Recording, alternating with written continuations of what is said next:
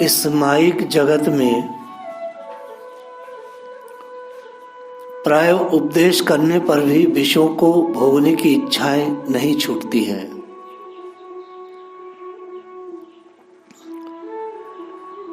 जो लोग भगवान और भक्तों की अखंड कीर्ति का कथन श्रवण सच्चे हृदय से करते हैं, सुनते हैं, उनको थोड़ा सहारा मिल जाता है आगे बढ़ने का। आज बहुत ही दिव्य चरित्र है अलर्क जी का। ये अलर्क जो हैं ये मदालसा जी के पुत्र हैं और भागवत की जो मां है मदालसा, संसार में ऐसी स्त्री नहीं हुई।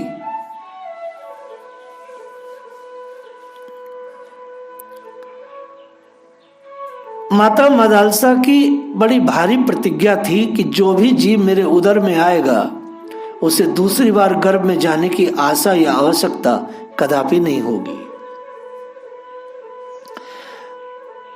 आज की दुनिया में कोई भी मां ऐसे अपने होने वाले बच्चों के लिए नहीं सोच सकती। आज की मां तो कुकरी सुकरी जैसी है, वो है तो यही चाहेगी कि भौतिक सुख संपादन के साथ ही आगे बढ़े, फिर मरे फिर जिए फिर मरे, ऐसे करके वो उसको चाहेगी। उसको यह शिक्षा कभी ना देगी जैसी मदालसा ने अपने बच्चों को दी।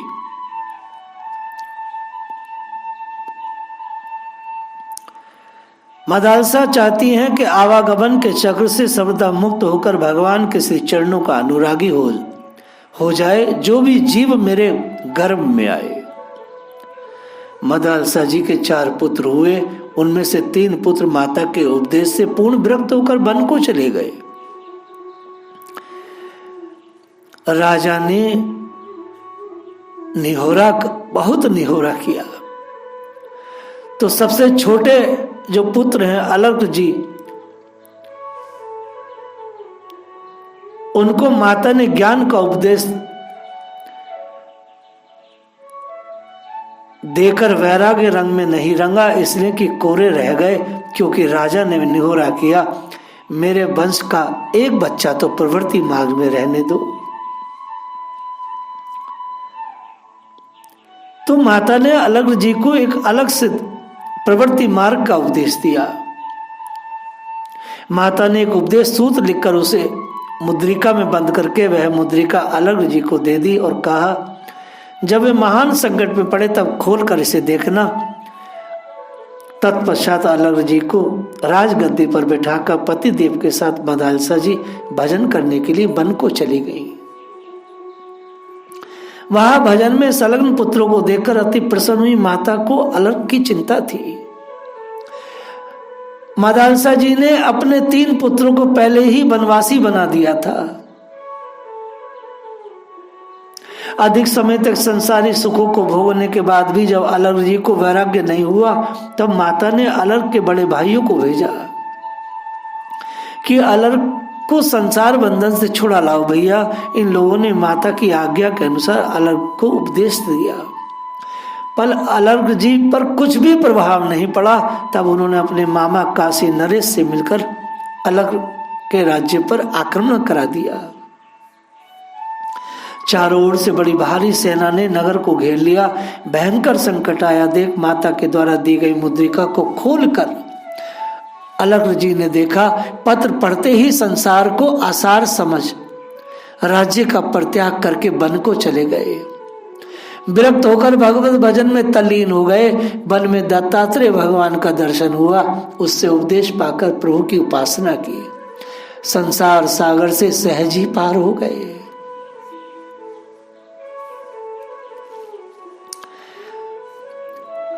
माता मदालसा जी के गर्भ में 4 पुत्र उत्पन्न हुए थे, जिनमें से विक्रांत, सुबाहु, शत्रुमर्दन और अलर्क। जब प्रथम पुत्र हुआ तो राज्य में बड़ा हर्ष मनाया गया।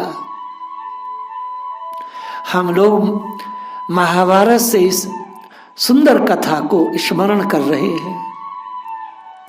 राजा ऋतुध्वज ने उस पुत्र का नाम विक्रांत रखा। नाम सुनकर मदालसा हंसने लगी। कारण पूछने की इच्छा रहते हुए भी राजा नहीं पूछ सके। मदालसा जी ने अपनी प्रतिज्ञा अनुसार शैव अवस्था से ही बालक को उपदेश देना प्रारंभ किया। शुद्धो असीरे तात ते अस्त नाम कृतम ही ते कल्प आयुध नेवः पंचातकम देहे मिदम ते अस्ति निवस्यातम रोदशी कस्य हे तो।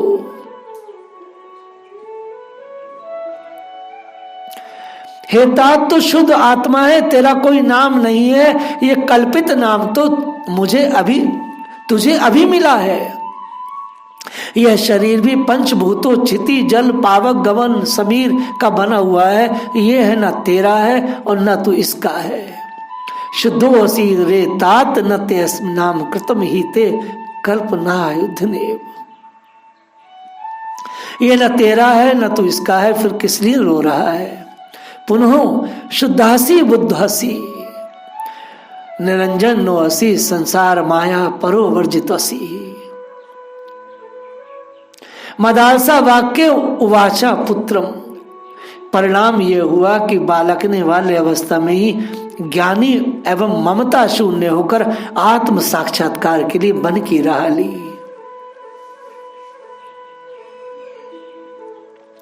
इसी प्रकार जब मदालसा जी को दूसरा पुत्र हुआ तब पिता ने उसका नाम सुबाहु रखा।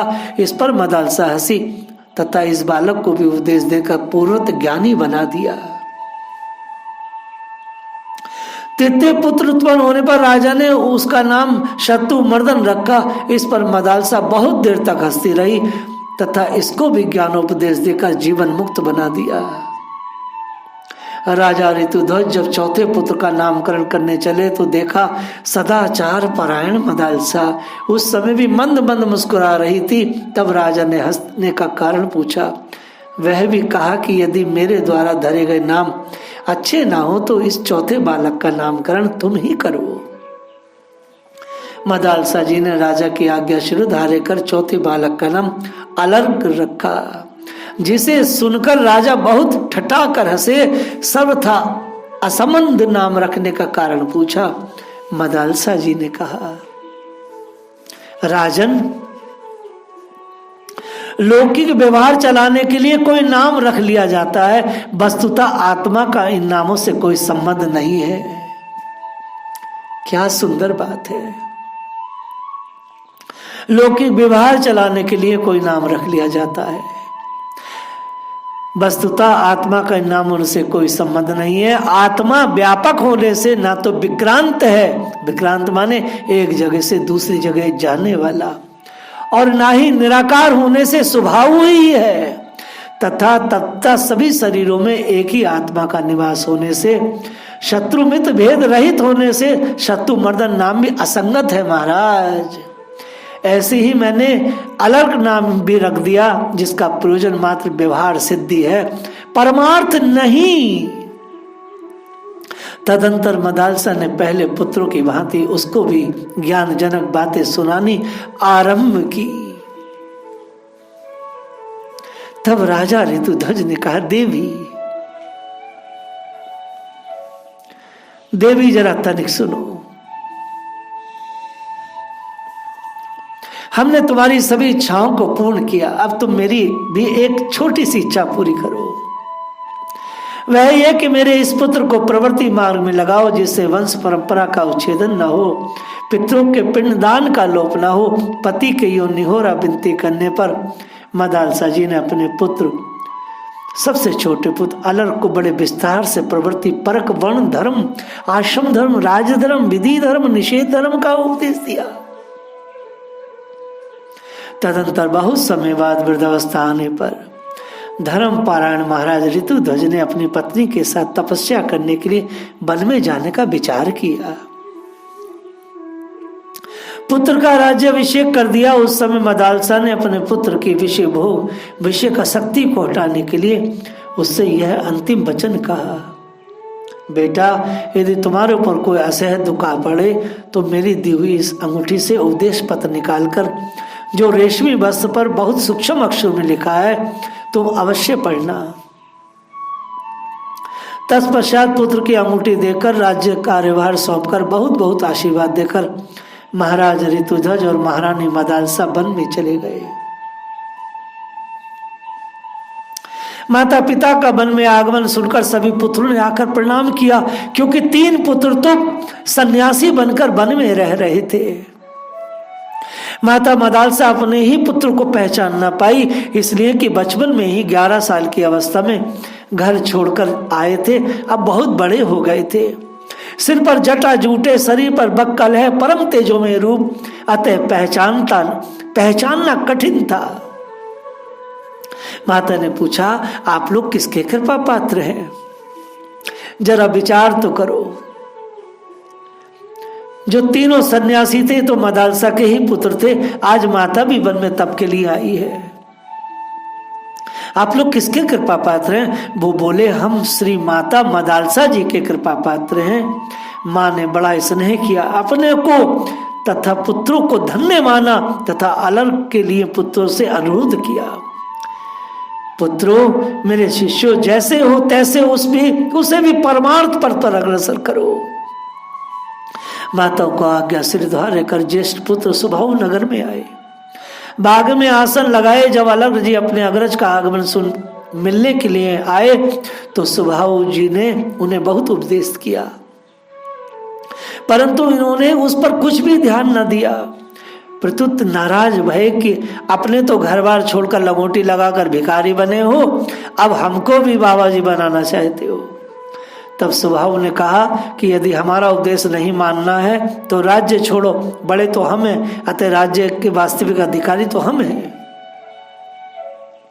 अलग ने जवाब दिया, अब आप लोगों का राज्य अधिकार समाप्त हो गया है, अब तो आप लोग गुरु की संपत्ति के भले ही अधिकारी हो सकते हैं, पैतृक संपत्ति के नहीं। ये मनु संहिता में बात कही गई है।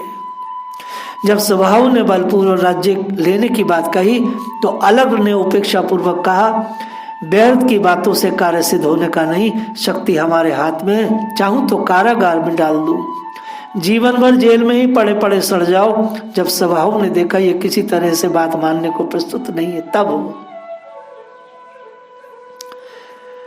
सुभाव ने अपनी अभिष्ट की सिद्धि के लिए और अपने गुरु माता अपनी मां के वचन को निभाने के लिए असंख्य बल वाहनों से संपन्न काशी नरेश के पास गए। इनके संकेतानुसार काशी नरेश ने अलग का राज्य घेर लिया। दूत भेजकर यह संदेश कहलाया कि अपने बड़े भाई सुभाव को राज्य दे दो, अन्यथा युद्ध के लिए प्रस्तुत हो जाओ। अलग ने छात्र धर्म के अनुसार युद्ध की चुनौती स्वीकार की, परंतु काशी नरेश के अपार सैन्य बल के समक्ष टिक न सके। तब इन्हें माता की अंगूठी की याद आई तो स्नान करके पवित्र होकर ब्राह्मणों के से स्वस्ति वाचन कराकर अंगूठी से वह उपदेश पत्र निकाल कर पढ़ा। वह उपदेश इस प्रकार था, संग सर्वाश्मनः भेषजम। मदालसा जी का जितना भी सूत्र था वो सब के सब सूत्र उसमें लिखे थे जो मदालसा जी ने अपने तीनों पुत्रों को पहले सुनाए थे। अलग जी को मार्ग मिल गया, समस्त आसक्तियों को छोड़कर भगवान दत्तात्रेय जी की शरण में गए। वहां जाकर देखे तो दत्तात्रेय जी परम प्रसन्न शरीर से भी हष्टपुष्ट बैठे भगवान का भजन कर रहे हैं। इन्होंने अपना दुख निवेदन करते हुए मुनि की प्रसन्नता का कारण पूछा। दत्त भगवान ने कहा, मैंने पहले 24 वैद्यों से 24 खुराक दवा खाई थी। क्या वाणी है राजन, पहले मैंने 24 वैद्यों से 24 खुराक दवा खाई थी, अतः अब मैं सर्वथा निरूज हो गया हूं। इसी से मेरी प्रसन्नता और पुष्टता सदा सर्वदा एक रस बनी रहती है। जब इन्होंने अपने लिए भी उन महो औषधियों की याचना की तो दत्त भगवान ने कहा, इन्हें 24 में से उन्होंने कहा मैंने तो 24 पुड़िये खाई हैं, लेकिन मैं उन 24 में से तुम्हें 5 पुड़िये देता हूं, अभी ये ले लो। 5 पुड़िया ही देकर परम श्रेय भाजन बना दिया अलर्क जी को। वाह वाह। वे 5 औषधियां क्या थी? नंबर 1, पृथ्वी के समान धैर्यवान। राजन, पृथ्वी के समान धैर्य धारण करना है। तीर बनाने वाले के समान मन की एकाग्रता, और वृष की सी परोपकारिता, और कन्या की चूड़ी के समान एकागी रहने की प्रवृत्ति, और 5वां था पिंगला के समान आशा त्याग। आशा ही परम दुखम, निराशा ही परम सुखम। उपदेशाधिकार की इस भूमिका के पश्चात दत्त भगवान ने अलर्क को आत्म तत्व उपदेश किया और उसके साक्षात्कार के लिए अष्टांग योग की शिक्षा दी। देखो, ध्यान से समझ लो, उपदेश क्या दिया है? आत्म साक्षात्कार का। और उसके लिए क्या करना होगा? ज्योमितिकल अपने शरीर को साधना होगा अष्टांग योग से। तो अपने शरीर को साधने के लिए आसन, प्राणायाम इत्यादि और गुरु का जो आत्म उपदेश है, इन दोनों की सहकारिता से ही कोई मनुष्य आगे बढ़ सकता है। खाली झोली माला से भी कोई आगे ना बढ़ पाएगा। अलग ने कृतज्ञता ज्ञापन करते हुए मुनि को प्रणाम किया। पुणे नगर में आकर महाभाव बीरवर काशीराज के निकट पहुंचकर सुबाहु के सामने ही हंसते हुए इस प्रकार, राज्य की इच्छा रखने वाले काशीराज, अब तुम इसे बढ़े हुए राज्य को भोगो, अथवा यदि तुम्हारी इच्छा हो तो मेरे बड़े भाई सुबाहु को ही दे डालो। काशीराज ने अलर्क से कहा, तुमने युद्ध किए बिना ही राज्य को क्यों छोड़ दिया? ये तो क्षत्रिय धर्म नहीं है, तुम क्षत्रिय धर्म के ज्ञाता हो। श्री अलर्क जी ने कहा, नरेश्वर, परम योगेश्वर गुरुवर्य श्री दत्तात्रेय जी की कृपा से मुझे अब आत्मज्ञान प्राप्त हो गया है। अतः मेरी कोई आसक्ति नहीं रह गई है, ना ही कोई मेरा शत्रु व कोई मित्र रह गया है। अलर्क के योग कहने पर सुबाहु अत्यंत प्रसन्न होकर आसन से उठे। धन्य धन्य धन्य कहकर अपने भाई का अभिनंदन करने के पश्चात वे काशीराज से इस प्रकार बोले, नृपश्रेष्ठ, मैं जिस कार्य के लिए तुम्हारे पास आया था वह सब पूरा हो गया। अब मैं जाता हूं, तुम सुखपूर्वक राज्य करो। सुबाहु की बातें काशीराज को सन में एकदम नाई, बहुत चक्के से रह गए। तब सुबाहु ने विधिवत समय रहस्य इनको समझाया। सुबाहु की कृपा से काशीराज को भी तत्व ज्ञान हो गया। बस इधर अलर्क अपने ज्येष्ठ पुत्र को, उधर काशीराज अपने ज्येष्ठ पुत्र को रात देकर दोनों ही सुबाहु के साथ तपस्या के लिए वन को प्रस्थान किए। ये अलर्क जी है। एक प्रसंग और आता है। एक बार अलर्क जी कालांजर के समीप एक वन में विचरण कर रहे थे, तो उन्होंने एक दिव्य सरोवर देखा जिसके तट पर एक मृतक मनुष्य पड़ा था। 2 पिशाच आपस में झगड़ा कर रहे थे। एक कह रहा था मैं खाऊंगा, दूसरा कहता था मैं खाऊंगा। तब श्री अलर्क जी ने उन दोनों से झगड़े का कारण पूछा, तो दोनों ने अपनी बात कही। महाराज, हम दोनों भूखे हैं, उधर कैसे भरे? श्री अलर्क जी ने कहा, एक शव को खावे और दूसरा मेरी देह को। अलर्क की इस परम उदारता पर प्रसन्न होकर वह मृत शव एवं प्रेतों के स्थान पर त्रिदेव ब्रह्मा विष्णु प्रकट हो गए। वर मांगने को कहा। तीनों देवों ने श्री अलर्क ने त्रिदेवों की स्तुति पूजा प्रणाम किया और यही वर मांगा। क्या मांगा? ऐसा वर तो कोई मांग ही नहीं सकता। हे देव, यदि आप मुझ पर प्रसन्न हो तो कोई जीव किसी प्रकार का दुख न पावे। तब त्रिदेव बोले, कर्म का फल तो जीवों को अवश्य भोगना पड़ता है, परंतु जो तुम्हारा दर्शन स्मरण करेंगे वह दुख से मुक्त हो जाएंगे। ये अलर्क की कथा का महत्व है। श्री अलर्क जी ने एक बार वेद पाठी ब्राह्मण के मांगने पर अपनी आंखें निकाल कर दे दी थी, प्रभु की कृपा से पुनः आपके दिव्य नेत्र हो गए। श्री अलर्क जी बहुत समय तक वन में निद्वंद एवं परिग्रह शून्य होकर अनुपम योग संपत्ति को पाकर निर्माण पद को प्राप्त हुए। कथा का रहस्य क्या है?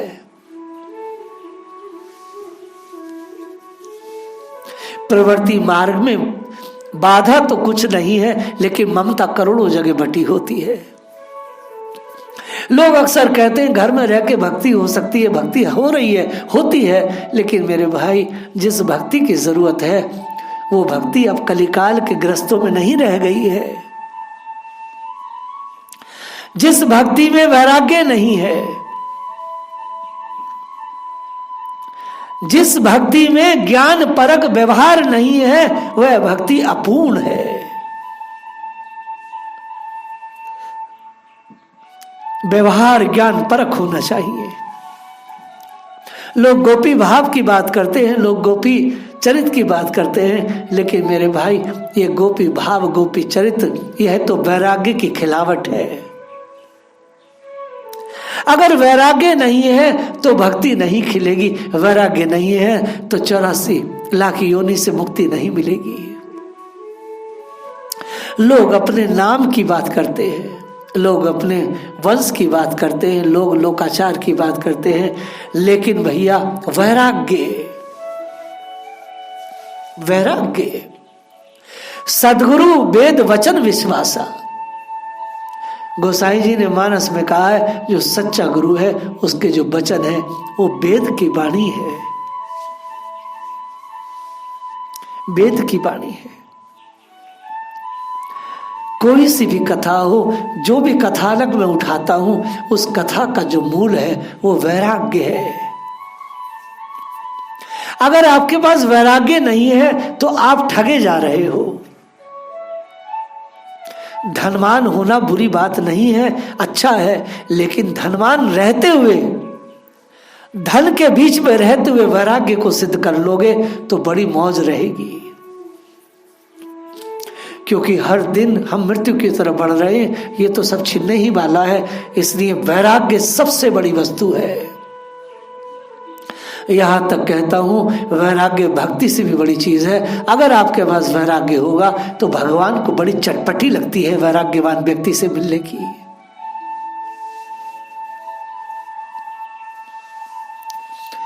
राजा कैसा होना चाहिए? राजा वैराग्यवान होना चाहिए, राजा भोगी नहीं होना चाहिए।